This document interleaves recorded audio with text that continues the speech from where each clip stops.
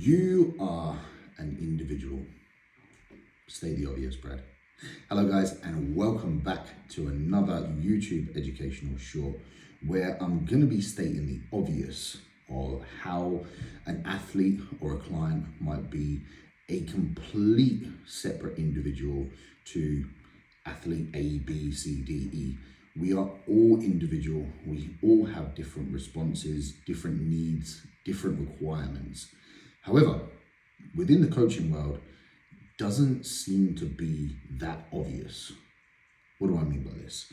So guys, one thing I have kind of learned over the years through client coaching calls or from working with clients is that there seems to be a very generic sort of cookie cut plan based on set athletes looking for set goals. So, for example, a bikini athlete, the thing that seems to be kind of a generic outlay or template for an assisted female looking to go bikini would be Anavar being the drug of choice.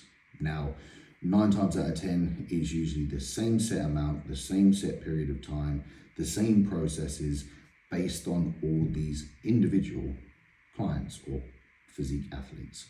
Now, that's not the case. You know, if you walked into JD, for example, and said you wanted a pair of trainers, and before the store assistant asks, they just got you a size 9 and literally gave everybody a size 9, they wouldn't be selling much. They wouldn't be getting much profit, and people would not be using their trainers because not everybody is a size 9. Very obvious, right? It's exactly the same with physique development. We are all individuals. We all have individual responses to different things. It's the same with training plans. It's the same with nutrition. We don't all have the same plan. We don't all have the same nutrition.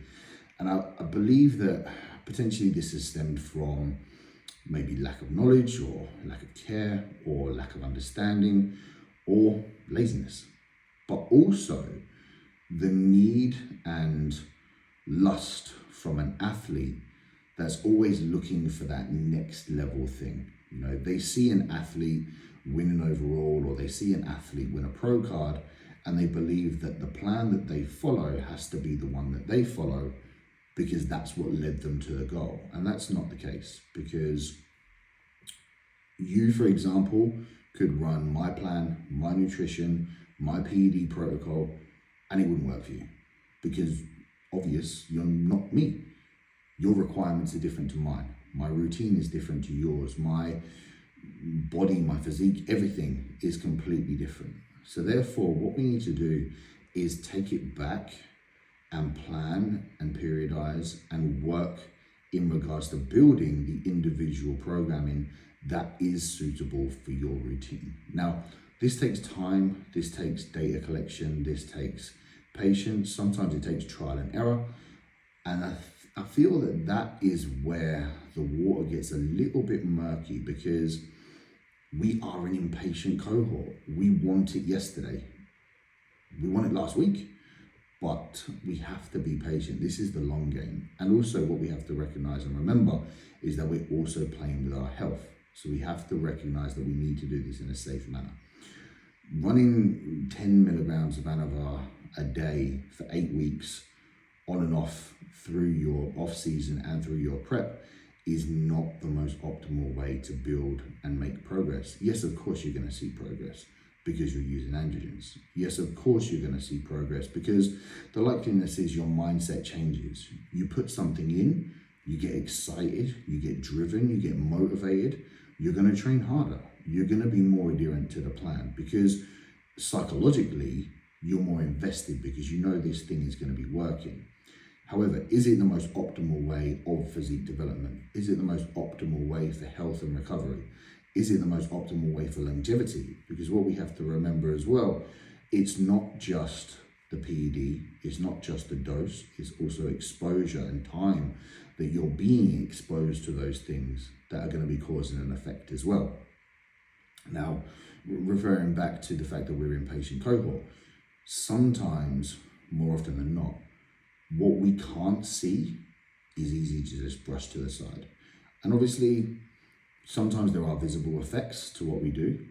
9 times out of 10, there's not. It's happening internally where we can't see it. So within bodybuilding, bliss is ignorance. They love it. We can't see it. We feel better. We feel pumped. We can see progress. Therefore, the mindset of being conscious of those effects isn't as prominent. And 9 times out of 10, it's not until it's too late that it's like, oh shit, what do I do here? So what do we do within this situation? And this is where we have to take the time to understand that as you're not a size 9 and a trainer, we have to try things on. We have to walk around. We have to get a feel for it. We have to understand, is this the right fit for me? Now, this could be training, this could be PDs, this could be nutrition. And again, if we look into nutrition, I see this quite a lot in individuals eating things that are just not digesting well with them. Cream of rice, for example, or whey.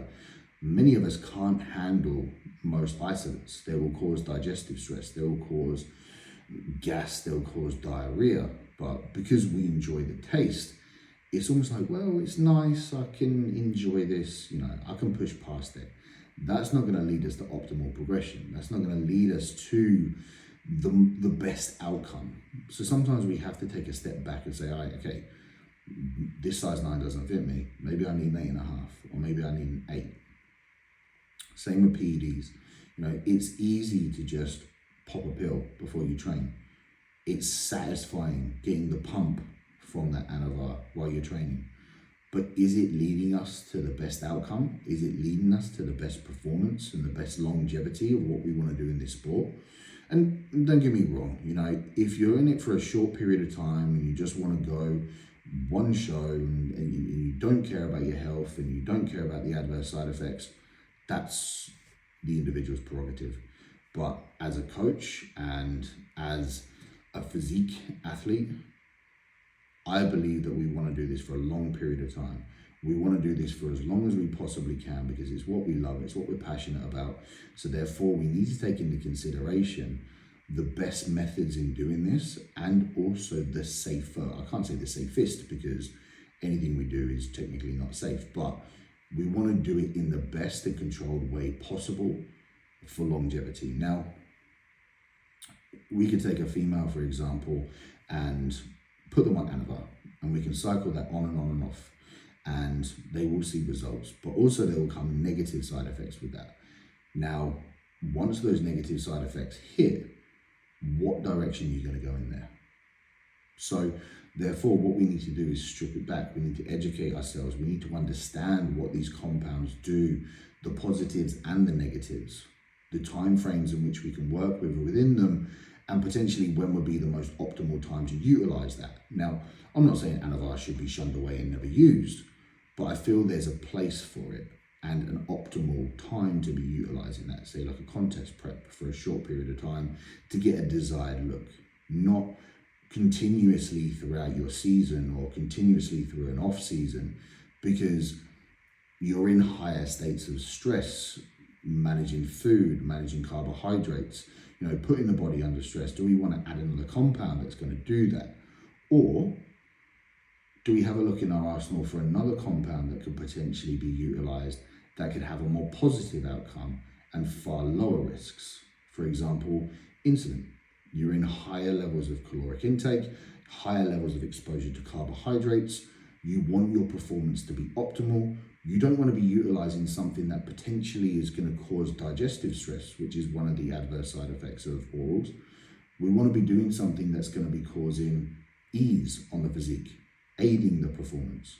Insulin. No androgen exposure, no risk of virilization. Yes, of course, it's going to come with other impacts, but it's going to aid our performance, going to aid our recovery, it's going to aid our insulin sensitivity, which is going to aid the better results. Understanding what we're using and why we're using it and the time and methods in which they need to be deployed is essential. But also understanding that we are completely individual. Your best friend who placed first at a PCA and won the overall is not you. Her plan and her program, or his plan and his program, is not going to get you the same results. They will get you results, but they're not going to give you the most optimal results because they weren't designed for you. Potentially they weren't designed for him, but that's another course.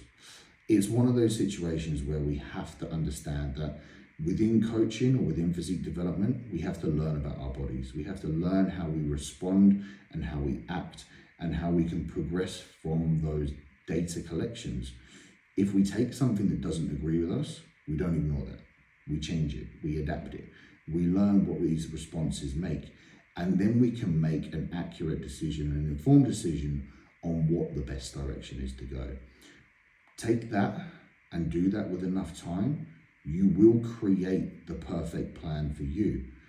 Following that perfect plan will lead to the results you want, but that takes time. We need to give ourselves time, and we need to be patient within this.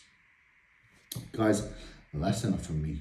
As always, much love, stay blessed, and I will see you all soon.